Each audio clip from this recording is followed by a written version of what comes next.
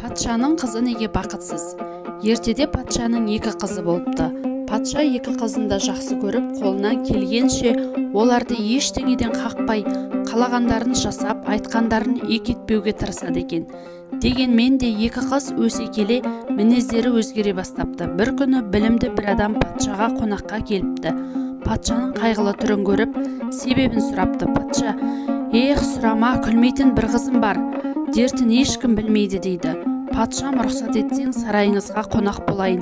Мүмкін қызыңыздың қайғысының себебін табармын» дейді жолаушы. Патша қуана рұқсат етіпті. Сол күннен бастап саяхатшы екі қызды патшаның рұқсатымен жасырын аңди бастапты.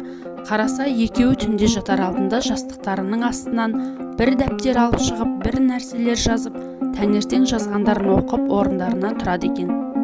Саяхатшы бір күні қыздар ұйықтағаннан кейін дәптерлерін алып оқыса, кіші қыз өзіне жасалған жақсылықтарды, ал үлкен қыз тек болмашы әділетсіздіктерді жазыпты.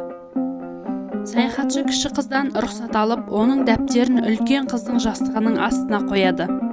Таң атысымен патшаның үлкен қызы жастық астынан дәптерді алып оқыпты. Сарайдағылар екеуіне де бірдей қарағандықтан, ол дәптерде жазылғандарды жатырқамапты.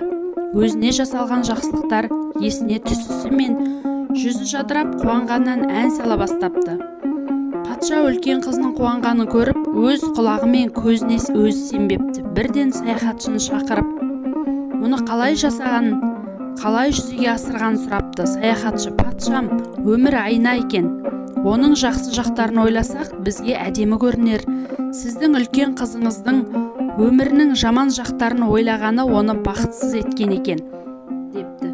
Патша үлкен қызын шақырып, оған енді дәптеріне тек жақсылықтарды ғана жазуға кеңес беріпті.